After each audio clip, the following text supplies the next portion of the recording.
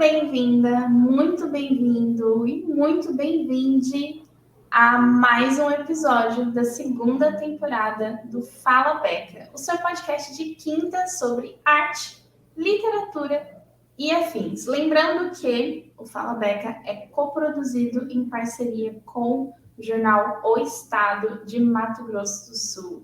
Oi, Zi! Olá, querida, como vão meus queridos, meus queridos, minhas queridas? Tudo bem com vocês? Estamos aí para mais um Fala Beca! Muito bom! E hoje a gente vai conversar com a Regiane, autora do livro Amores. Regiane, se apresenta para o nosso público. Oi, pessoal, bom dia. Muito obrigada pelo espaço, estou muito feliz de estar aqui. Meu nome é Regiane, eu tenho 30 anos, eu sou de São Paulo, mas atualmente eu moro aqui no Uruguai, em Montevidéu. E há quase 2 anos comecei essa aventura aí de autopublicar o meu livro Amores.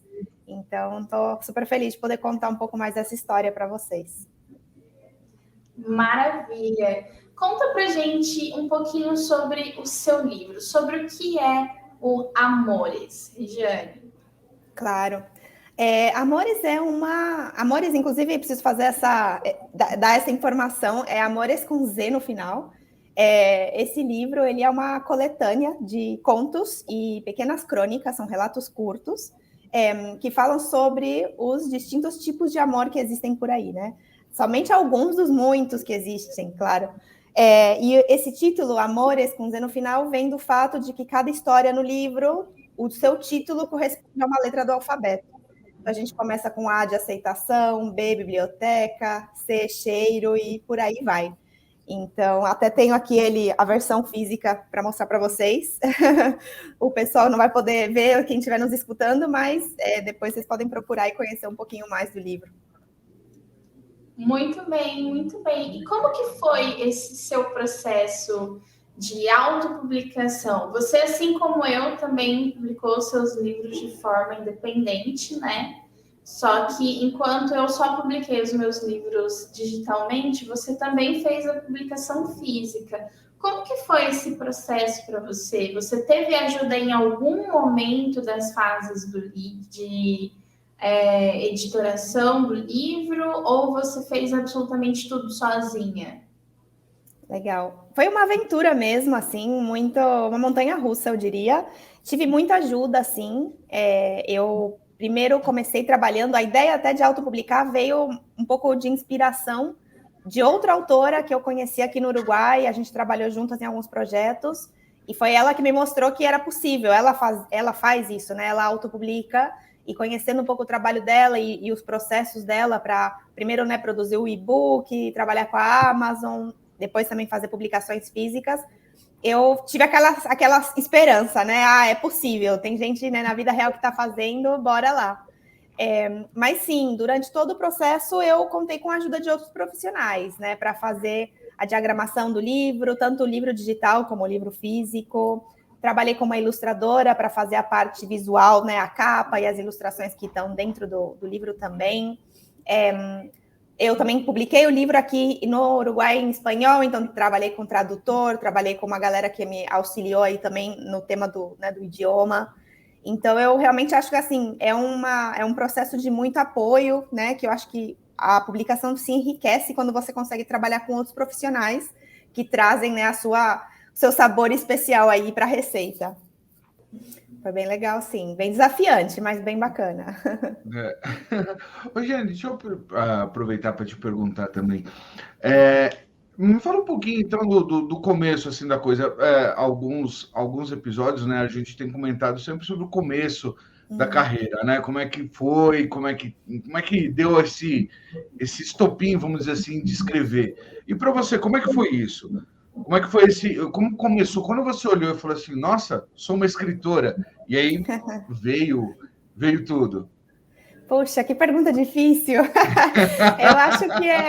Eu acho que escrever sempre foi parte da minha jornada. Eu escrevi desde muito pequenininha. Eu lembro na escola, sabe quando você tem aqueles trabalhinhos de escola para fazer? Eu acho que eu tinha uns 10 anos E o meu trabalho para apresentar no final do ano foi um livro, e na biografia eu colocava que eu queria ser escritora quando fosse gente grande.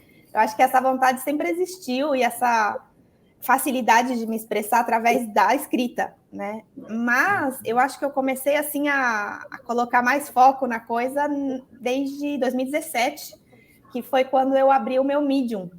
E aí sim eu falei, não, vamos começar a encarar isso aqui com um pouquinho mais de seriedade, né? E aí eu passei a publicar semanalmente, conhecer e intercambiar com outros autores na plataforma, comecei a fazer pequenos cursos, né, para praticar essa escrita e começar a encarar isso como uma coisa mais profissional e não tanto como um hobby, como eu acho que vinha sendo desde então. Acho que foi por aí. Ah, que bacana. Então, quer dizer, é de novo aquela história, né, a vocação, né? Veio já do berço, veio do começo. Eu acho que sim. A minha casa sempre teve muito livro, minha mãe é professora, acho que a gente sempre teve na minha infância, né, muito contato com as letras. Então, de alguma forma aí fui me contagiando. Entendi. Agora, já falando um pouquinho também sobre autopublicação, né? Dá para você alavancar para a gente algumas das dificuldades? Porque às vezes também tem um pessoal querendo aprender, querendo entender como é que é, né? Porque o mundo da tecnologia veio realmente, né, trazendo uma série de revoluções, né? E uma delas está no mercado editorial, né? De repente a gente teve assim esse boom de você poder escrever e as pessoas poderem acessar, estar lendo, né? E para você, como é que foi entrar nesse negócio? Como é que foi entrar nesse mundo? Foi uma coisa mais natural ou não? Ou você estava pendendo para um lado? Conta para a gente como é que foi isso daí. Claro. Foi difícil, sim. Foi um processo assim lento, não foi rápido, não. Eu comecei a ter contato com a autopublicação através dessa autora que eu comentei para vocês. Ela é inglesa, mas ela vive aqui no Uruguai há muitos anos e ela publica livros contando sobre... Bueno, o espanhol sai de vez em quando, desculpa. Sem problema. Ela conta histórias sobre o país em inglês, né, para um público estrangeiro, né, mas ela quer como difundir mais as belezas do Uruguai, né? E ela começou o processo dela publicando e-books pela Amazon. Então, quando a gente trabalhou juntas, eu comecei a ver os mecanismos por detrás, né, desse mundo da autopublicação por uma plataforma como a Amazon. E aí eu comecei a ir aprendendo com ela, perguntando, né, tirando dúvidas, entrando na plataforma, vendo como é que funcionava.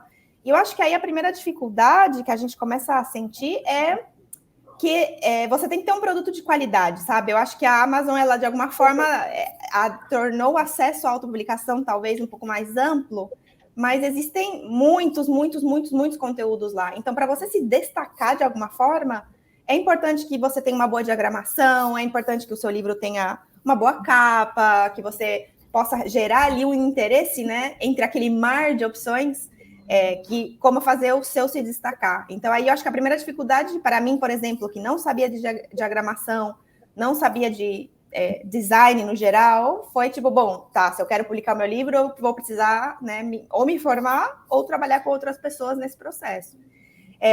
E depois muito estudo, eu li muita coisa sobre como funciona a Amazon, porque você tem que colocar todos os detalhes, né? Isso é um tema da autopublicação, seja e-book ou seja livro físico, que é um processo solitário às vezes, né? Você toma as decisões, você não tem alguém dizendo para você o que funciona e o que não, né? Então você não tem esse apoio extra muitas vezes, então é bem da sua proatividade de falar, bom, deixa eu buscar aqui, deixa eu ler outras experiências, falar com outros autores e encontrar o melhor caminho para poder realmente conseguir colocar o meu livro lá e que faça sentido, que tenha um preço que tenha sentido e que as pessoas se interessem por isso, né?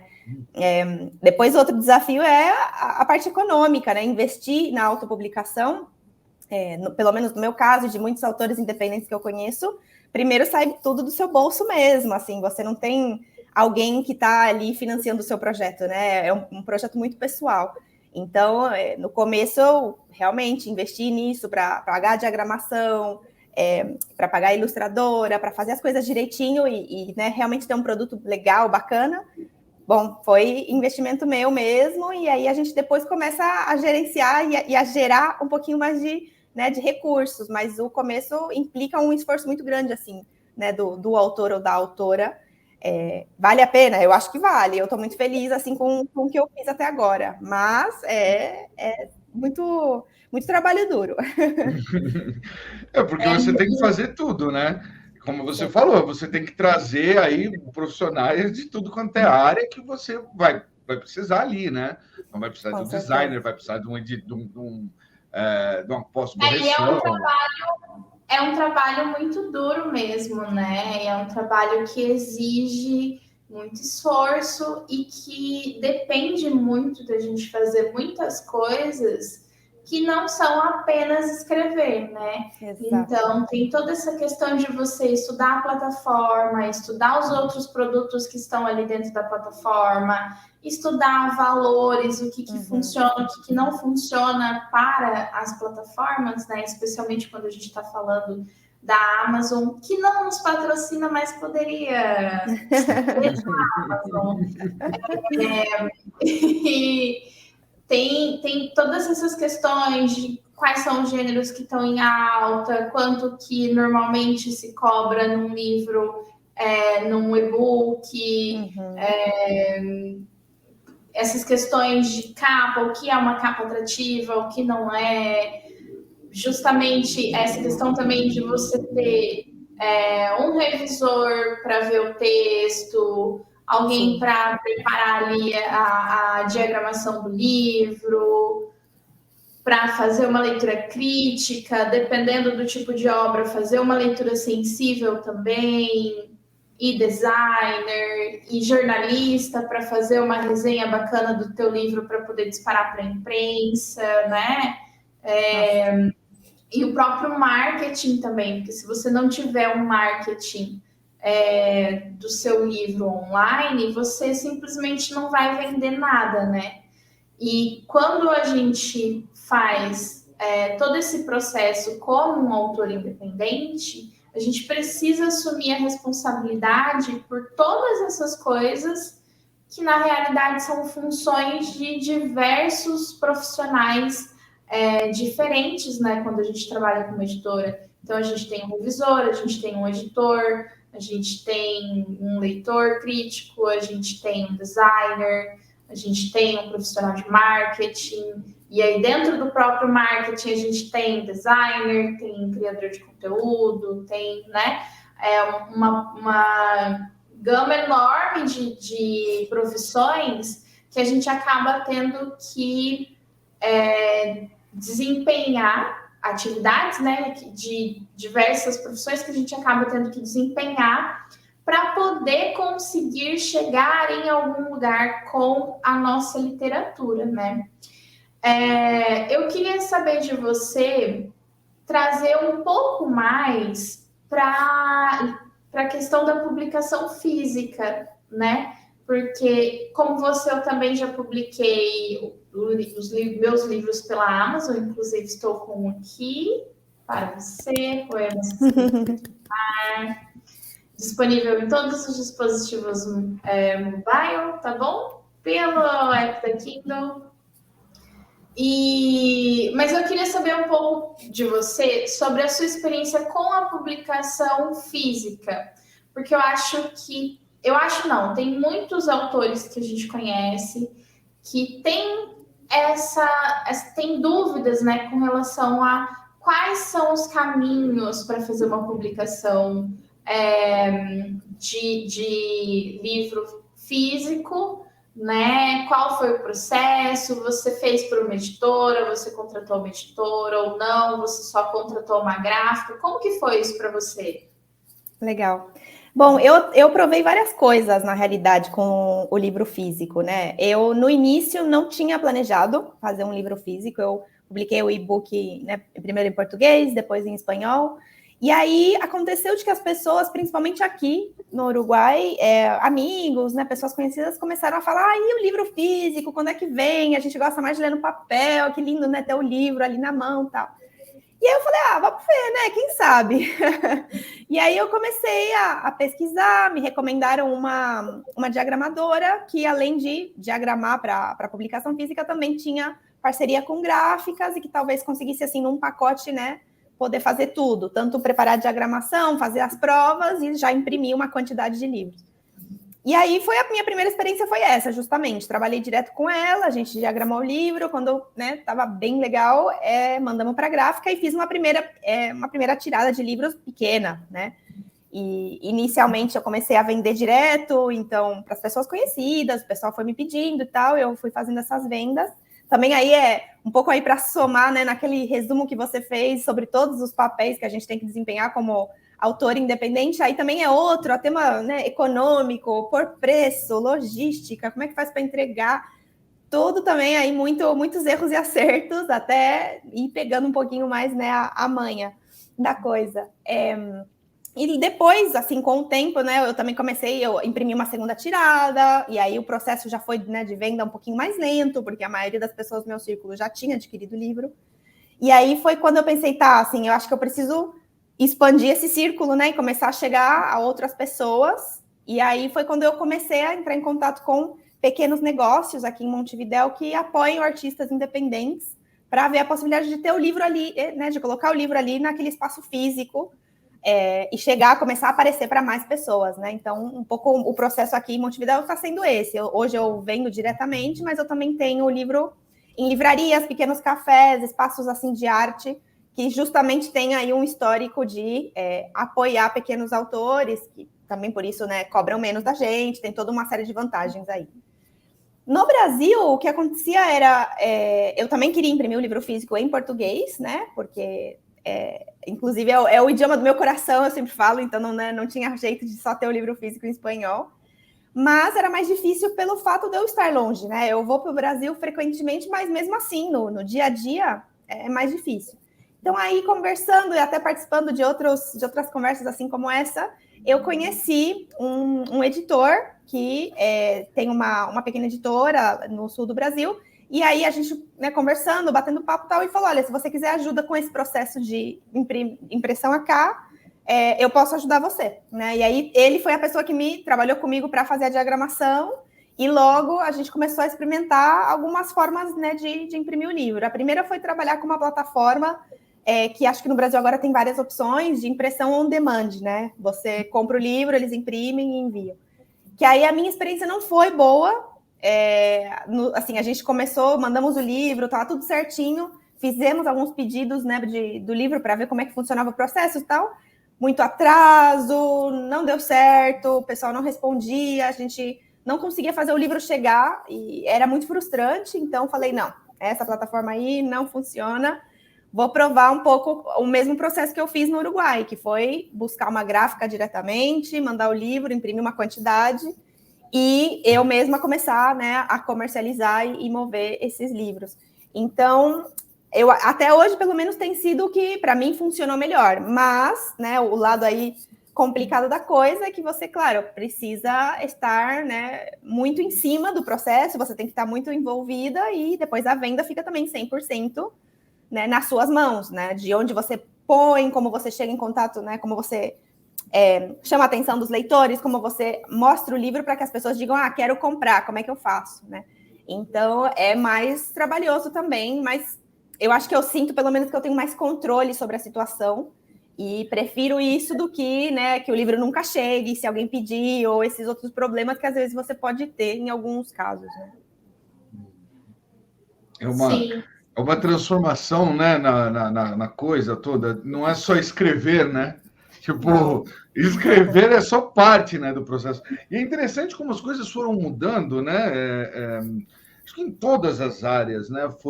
O caminho é mais ou menos esse, né? Tudo começou com você tendo a grande, né? O grande curador ou a grande empresa, então, ou seja, a grande editora ou a grande mídia de música, enfim, nome da área que for, né? Sim.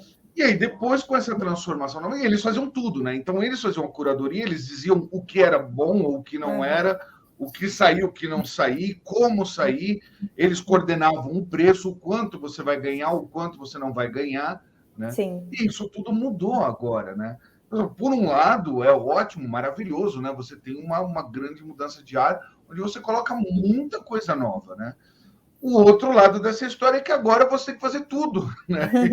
E realmente fazer tudo é fazer tudo. Às vezes a gente fala, as pessoas não acreditam, né? a gente tem essas coisas de publicações e tal. O pessoal fala assim, não, isso daí não é. Eu faço com isso com o Jogo do Herói, que nós fazemos igual a você. Nós pegamos a produção, a gente fala assim, ó, bom, agora a gente vai pegar um dinheiro, reunimos uma grana, agora a gente vai fazer uma tiragem, sei lá, tipo, 20, 30 cópias. Fizemos aquelas 20, 30 cópias, é isso que a gente vai vender. Não adianta tentar chegar e falar assim, a gente vai fazer 1000 cópias. Não é assim. Né? Calma, você tem que saber aonde você vai colocar, como você vai colocar, de que forma. Com certeza. Então, é um trabalho de formiguinha, né? É bem devagar. Sim. Exato, né? E é muito legal. Eu acho, isso assim, como eu sempre falo para as pessoas, você tem que se divertir com o processo. Não adianta você chegar e falar assim, ó, não, eu vou fazer, agora que eu estou por conta, agora eu vou ficar emburrado. Não adianta, porque não tem. É igual você chegar e falar assim, agora eu vou pegar meu Uber e vou ficar feliz. Não, você tem que estar tranquilo, sabe? Senão você vai ficar doido, você fica maluco, né? Com certeza. Eu sinto muito isso do desfrute, né? Da importância de você pensar, bom, tá, tenho que fazer isso aqui, é a minha decisão, quero... Beleza, vou aproveitar então, vou aprender coisa nova, vou aproveitar o processo, vou respeitar os meus tempos, as minhas limitações, e vamos que vamos. Assim, eu acho que é muito importante isso que você falou mesmo, de aproveitar cada partezinha do processo, porque senão a gente fica doido. E é um processo que ele está sujeito a erros o tempo inteiro, né? Então, ele está sujeito a problemas do começo ao fim, porque não é a nossa profissão, porque a gente está aprendendo a fazer, porque às vezes a gente tem que rebolar para conseguir pagar um profissional de fato para fazer determinados tipos de serviço, ou então é a plataforma que não ajuda. Eu estou aí com o meu próximo livro, era para ter sido publicado em fevereiro, eu não consegui publicar ainda, porque eu estou com problema no aplicativo da Amazon. Puxa vida. Então, são coisas que vão entrando no teu caminho que você tem que aprender a lidar, né? E outra coisa muito importante de pontuar é a questão do investimento, né? Porque a gente não investe só o nosso tempo, a gente não investe só o nosso trabalho, a gente não investe só a nossa criatividade. A gente também acaba tendo que investir muito do nosso dinheiro também, né? Porque você vai procurar... Todos os profissionais que vão estar envolvidos são pagos, tem a questão dos materiais, se você quer ter quando a gente vai para uma publicação física, tem a questão dos materiais, que você quer ter um livro de boa qualidade, bonito, esteticamente agradável, e para tudo isso a gente vai atrás de melhor tipo de papel, melhor editora, onde tem a melhor gravação. Então, tudo isso são coisas que a gente precisa investir muito dinheiro, e é importante também a gente falar sobre isso para as pessoas entenderem de onde vem o preço de um livro publicado de forma independente, né? Porque às vezes eu sinto que as pessoas, quando elas veem um livro de um autor independente, publicado completamente de forma independente, as pessoas acham que a gente tem que cobrar 10, 15 reais. Sendo que, na realidade, com todo o investimento que se tem antes do livro de fato chegar até a mão daquela pessoa, você vender ele por 40, 50 reais, ainda assim você está tendo um lucro muito pequeno, um retorno muito pequeno por aquilo. Como que você vê isso, assim, essa questão da valorização ou desvalorização do trabalho do escritor aqui no Brasil, né, que você é brasileira, e aí também em Montevidéu? Como que tem diferença de como a gente é visto aqui e aí? Como que é isso por aí?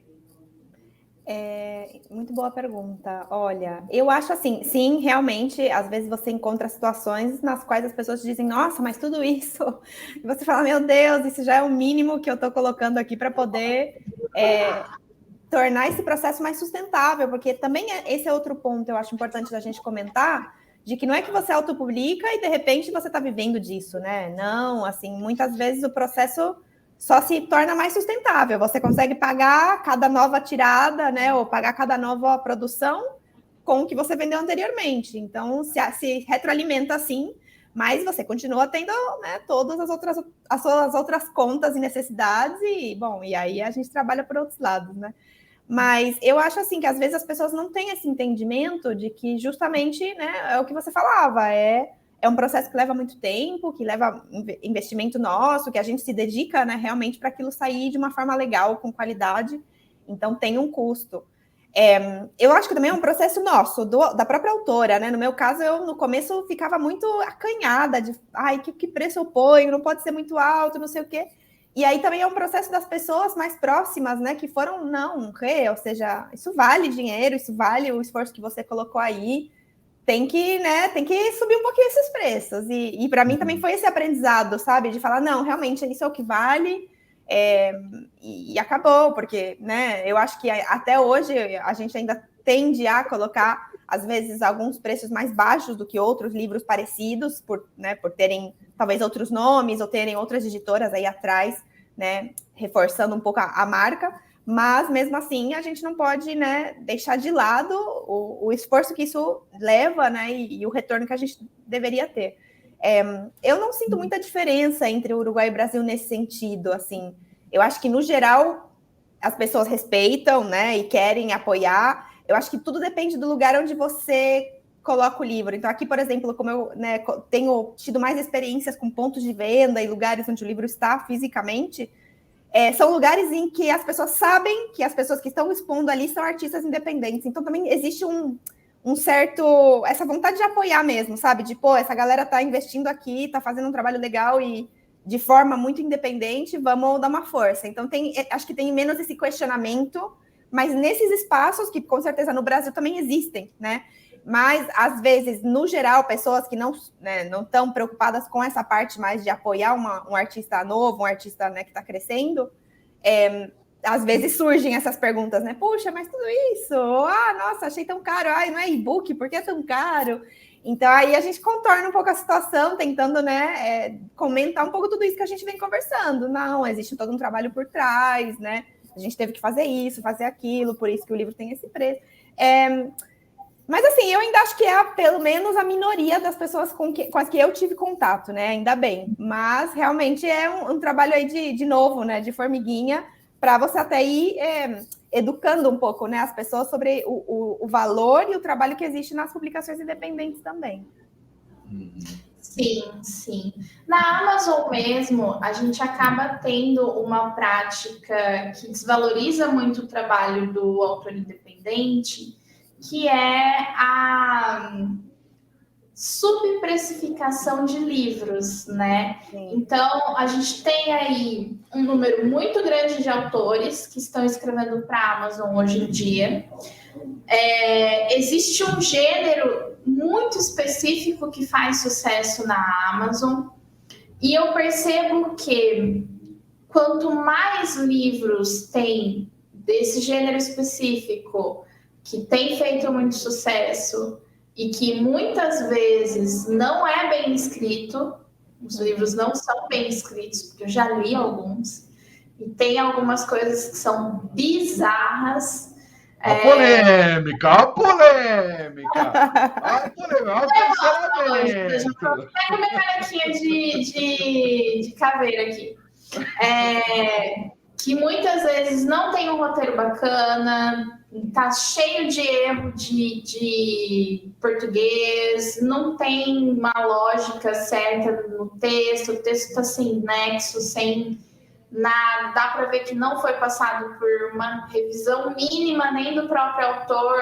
Então, assim, existe um determinado grupo de autores ou de autoras que estão produzindo em massa para a Amazon, que não estão se preocupando com a qualidade do que está sendo publicado, não está se preocupando com a qualidade nem da história, nem do livro que estão colocando ali.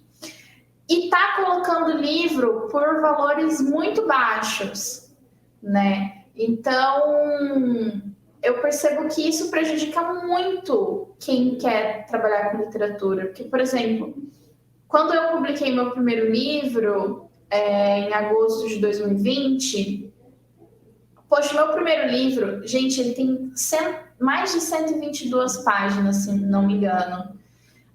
Quase tudo isso só de poesia. São coisas que eu escrevi desde 2007 até 2020. São 13 anos de conteúdo ali dentro.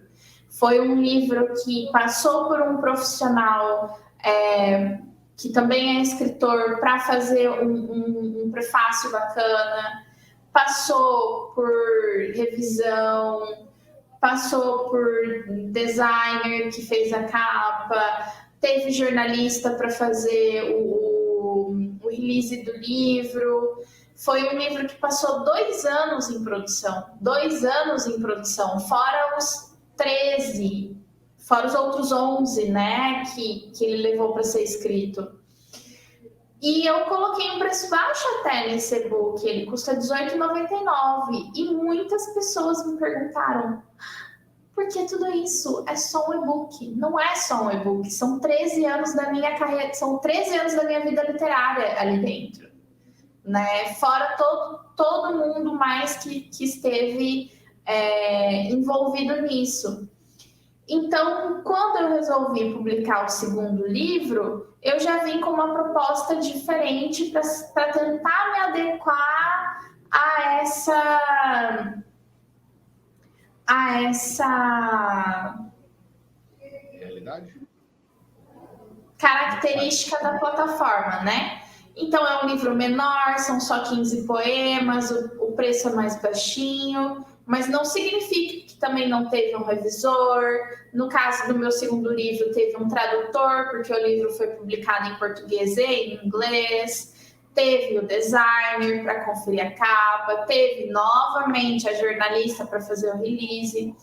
Então, eu confesso que me frustra, eu queria saber de você, mas assim, eu confesso que me frustra um pouco, não só como escritora, mas como leitora também, porque, cara, como é difícil a gente conseguir achar um livro bom na plataforma, desses livros de autores independentes, porque acaba que, não sei, não tem um cuidado na hora de fazer a publicação. E o mais interessante é que tem livro com editora que está sendo publicado na plataforma com essas características de falta de qualidade. O que você pensa um pouco sobre isso, Regiane? Não, com certeza é muito frustrante, muito frustrante.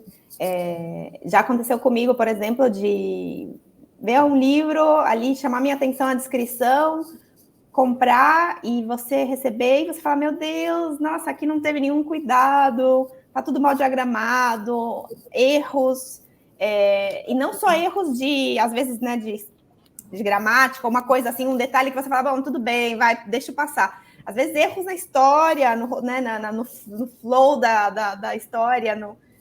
É difícil, assim. Eu acho que é frustrante e torna o trabalho de quem quer fazer as coisas, né, com qualidade mais difícil, porque é aquilo que eu falei no começo. Existe tanta coisa. Se você hoje coloca amor na Amazon, imagina, existem milhares de e-books e livros, né, com esse tema. Como eu vou fazer o meu se destacar nesse mar de coisas? Ainda mais sabendo que muitos desses conteúdos talvez não tenham sido feitos com o mesmo carinho que eu coloquei, né? Então, eu acho que no começo, assim, foi um pouco frustrante, porque aí quanto mais você vai conhecendo os mecanismos dentro da plataforma, mais você vai vendo também né, essa injustiça, os valores super baixos, é difícil, assim. A minha decisão pessoal foi, bom, eu vou encarar e fazer esse livro da melhor forma possível, vou tentar lidar com essa situação da melhor forma possível, colocar um preço que seja acessível, mas que também não seja dando livro, né, basicamente. E vou fazer o meu melhor, sem olhar tanto para os lados, porque é só se frustrar, e 2, eu não deixaria de fazer o meu melhor para entrar nesse jogo, né? Eu não conseguiria escrever massivamente de qualquer forma, só para publicar e ver e ter mais vendas. Eu realmente acredito que Amores, para mim, nasceu de uma forma muito natural, a vontade de escrever o livro, a ideia das histórias, a ideia do livro. E eu realmente queria que fosse... É o meu bebê, né? Você sabe como é. Assim, você escreveu daquela forma, você pensou tudo, você falou, não, eu realmente quero que esse produto seja top de linha. Então, eu vou fazer com esse foco. Mas, realmente, assim, é difícil e por isso eu acho que às vezes a gente tem que ser realista, né? Entender o mercado, se informar sobre o mundo da publicação independente, se informar sobre a realidade, conversar com outros autores que possam te falar, olha, realmente funciona assim, né? É difícil se destacar, é difícil fazer muito dinheiro, é difícil, né, crescer, mas se você gosta mesmo disso, se você está empenhado, se é uma coisa que para você é importante realizar, vai e aproveita. Mas existem todos esses poréns, né, que você comentou. Então, é complicado. Eu espero que a gente não esteja desestimulando aí as pessoas que queiram publicar independente, mas é importante ter essa visão, né, real de como são as coisas. Eu acho uma coisa legal aqui. Pode falar, Bequinha. É importante a gente trazer a realidade também, né? Porque que a gente ama escrever, que escrever é tudo pra gente, que a gente não vive sem escrever e que a gente tem vontade de ser, de cada vez mais publicar livros. Eu acho que, não sei você, mas pelo menos para mim é muito claro para quem me segue, para quem assiste a gente, para quem me conhece. É uma coisa que eu não escondo. Mas é importante também a gente trazer a realidade, porque é para as pessoas verem que não é fácil. E quem sabe não valorizarem um pouco mais o trabalho dos autores, né?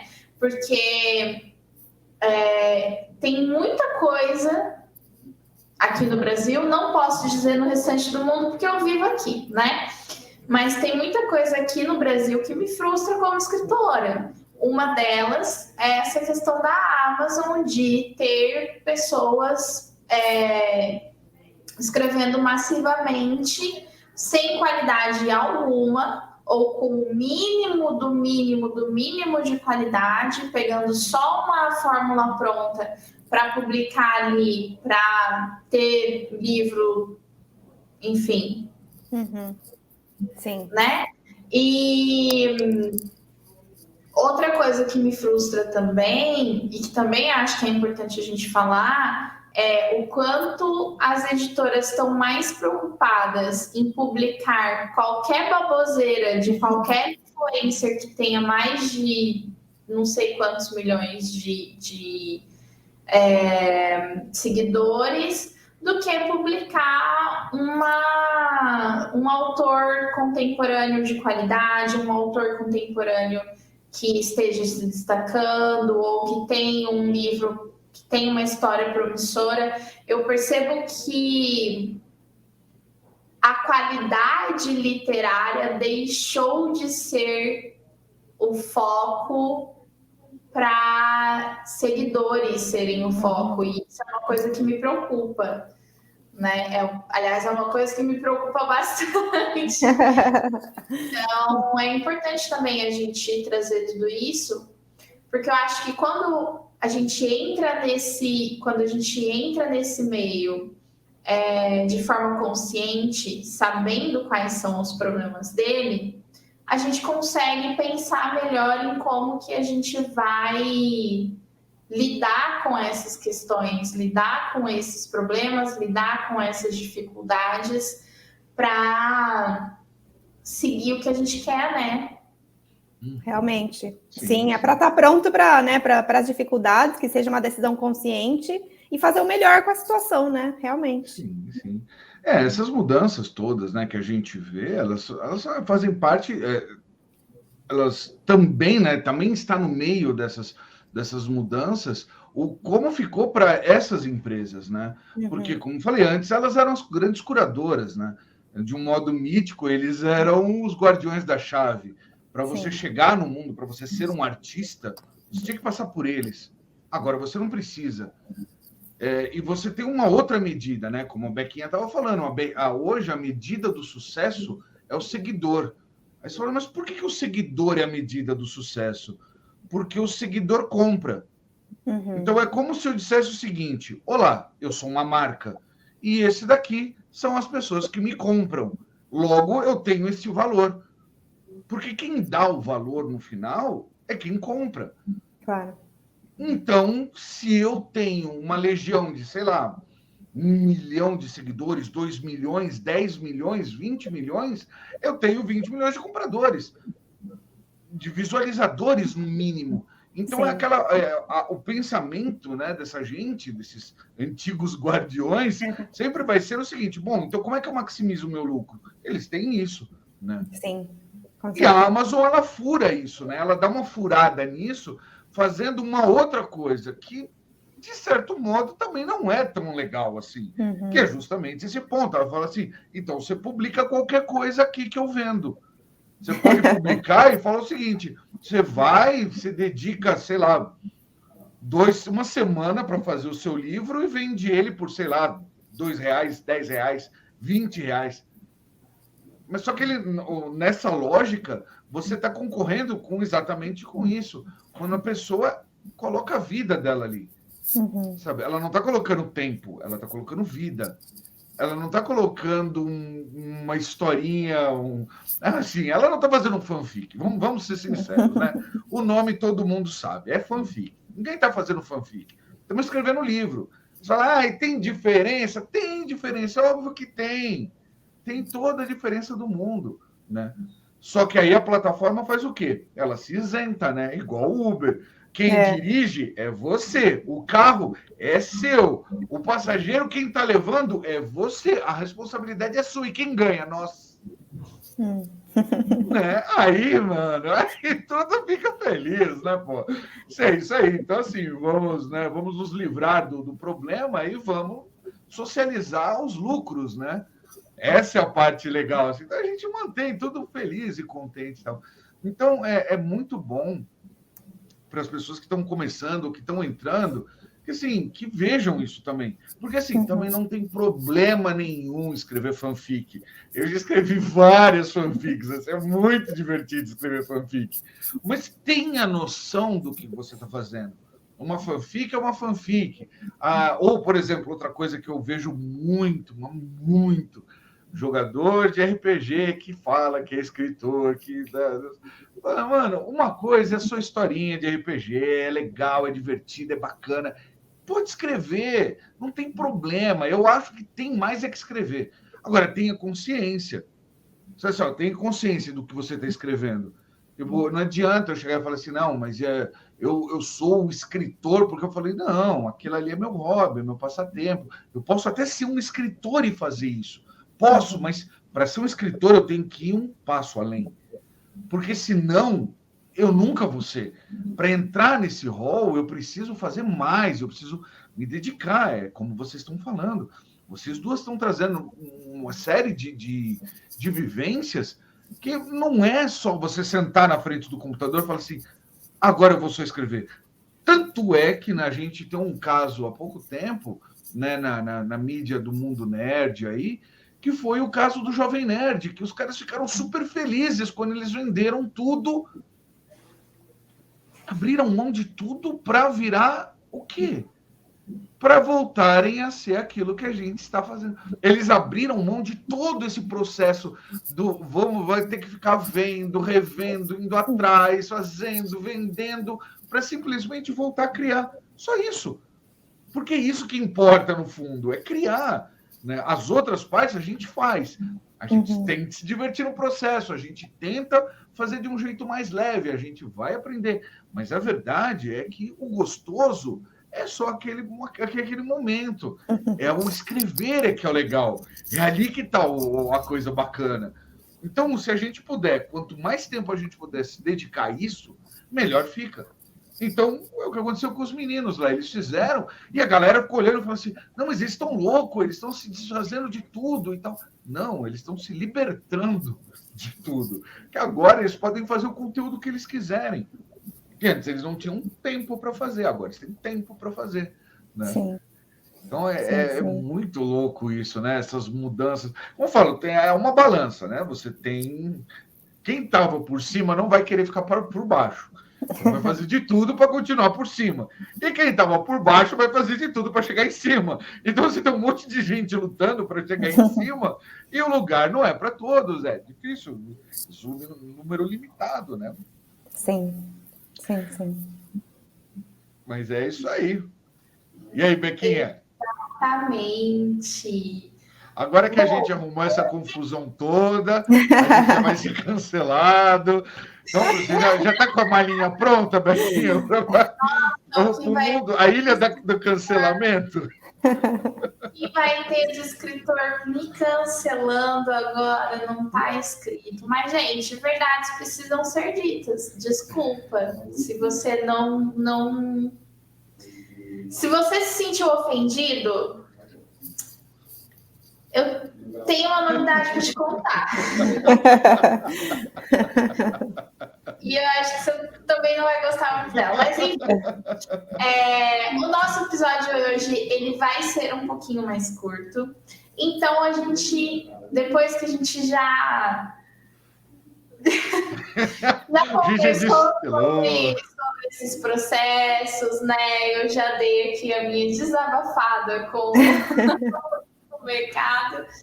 A gente vai entrar agora nas nossas indicações do episódio. Jane, eu sei que você é nosso ouvinte, então todo episódio a gente faz as indicações do episódio e a gente vai começar com elas antes da gente se despedir. Zi, começa por você. Quais são as suas indicações de hoje? Bom, o que eu vou indicar? Bom, já que a gente está conversando, né, sobre mercado e sobre obras autorais e não tão autorais, eu acho que tem um trabalho muito legal. Ele já é bem conhecido, mas para quem não conhece, fica aí uma dica bem legal de música.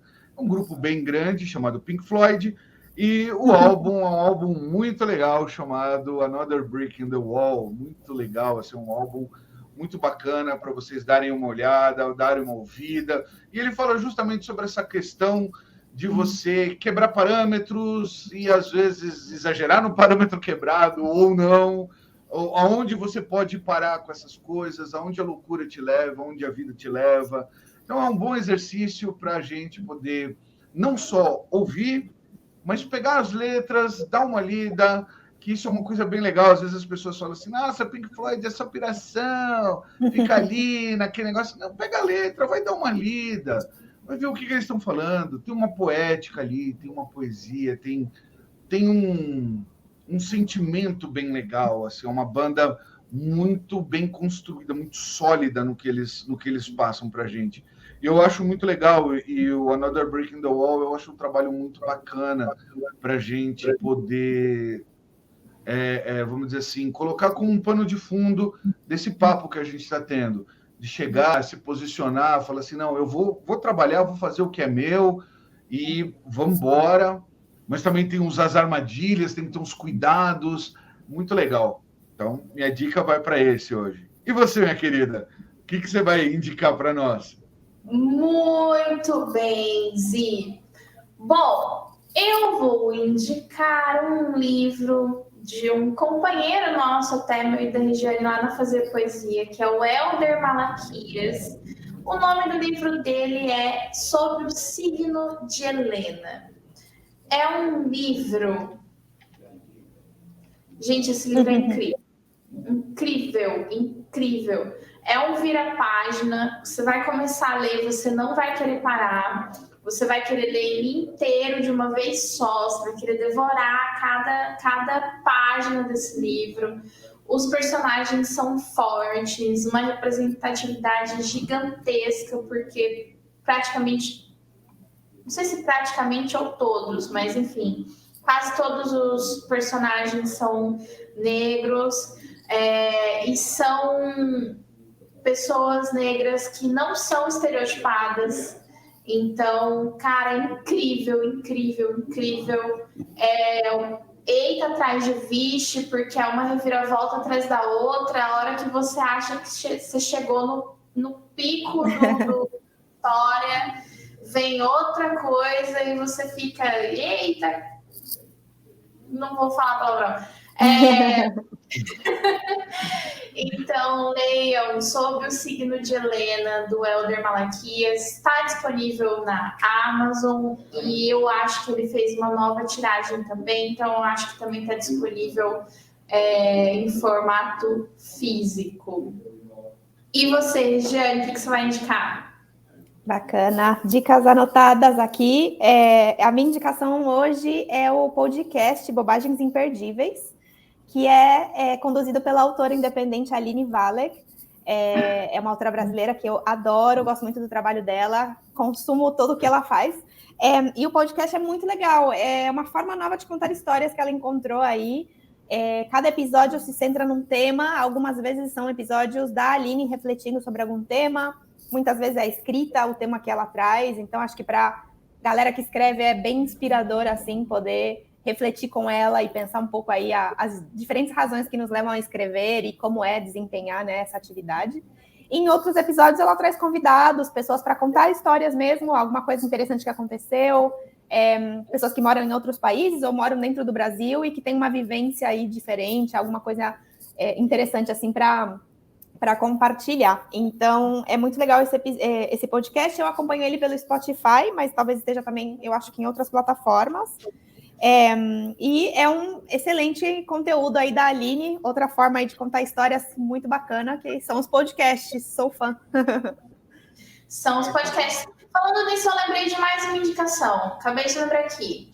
Veio aqui para mim agora, neste instante, o quê? O podcast Sensação do Momento, que é A Mulher da Casa Abandonada. Sim. Gente, essa história. Eu peguei para ouvir, ele já estava com 4 episódios.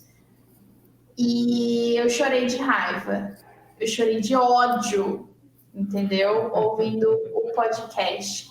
Então, para quem curte True Crime ou para quem simplesmente não quer estar de fora das conversas nas rodinhas, ouça A Mulher da Casa Abandonada. E é um ótimo podcast. A forma como o Chico está contando é incrível. O roteiro está impecável, a investigação está impecável, e agora ele entrou numa nova fase do podcast, em que ele está tirando o foco um pouco do caso da Mulher da Casa Abandonada e está dando luz a outros casos que ocorrem na nossa sociedade. Ele está trazendo um debate importantíssimo. Então, ouçam A Mulher da Casa Abandonada, também no Spotify. É isso. Zí, você tem mais alguma indicação? A gente pode seguir?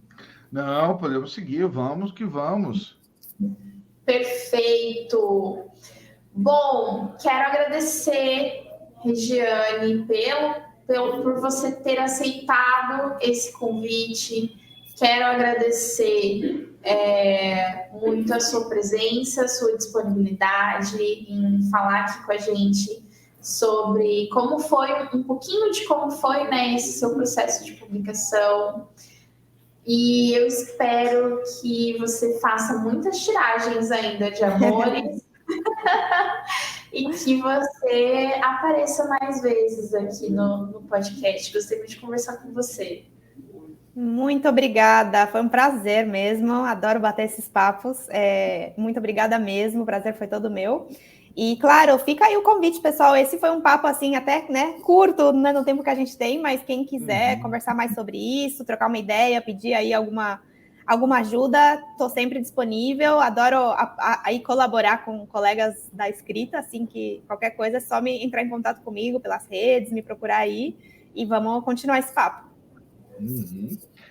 Legal.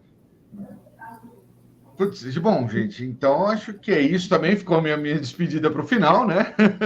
Gente, valeu por estarem aqui. Regiane, obrigado por ter vindo. Vamos deixar aqui tudo direitinho sobre o seu livro para o pessoal procurar também. Procure na Amazon, né? O Amores. Valeu, muito obrigada. Vamos ler sobre amor e vamos falar um pouco mais sobre amor. Esses últimos tempos têm sido tão ruins, a gente teve anos tão péssimos, as pessoas estão tão descrentes disso, que você olha e fala amor, a pessoa já fala, credo, você tá louco. E assim, não é loucura, ou é uma loucura e é uma loucura que está faltando. De qualquer forma, está faltando. Então, gente, vamos lá, vamos ter um pouco mais de amor, vamos procurar mais de amor. Jane, obrigado por ter vindo. Galera, obrigado por ouvir a gente. E é isso aí, até o próximo. Fala, Beca. Até o próximo. E você, estou falando com você. Já está seguindo a gente nas redes sociais? Ainda não? Ah, não, hein? Que vacilo. Vai lá, escolhe a sua rede social favorita e segue o @FalaBecaPod. Não se esqueça de se inscrever no nosso canal do YouTube, de seguir o nosso perfil nas plataformas de streaming. E claro, se você estiver assistindo a gente, deixe aqui o seu like, comenta esse vídeo e compartilha com quem você acha que vai gostar desse conteúdo. A gente fica por aqui. Daqui a pouquinho a gente vai fazer o nosso Space lá no Twitter e esperamos vocês no próximo episódio. Tchau, tchau!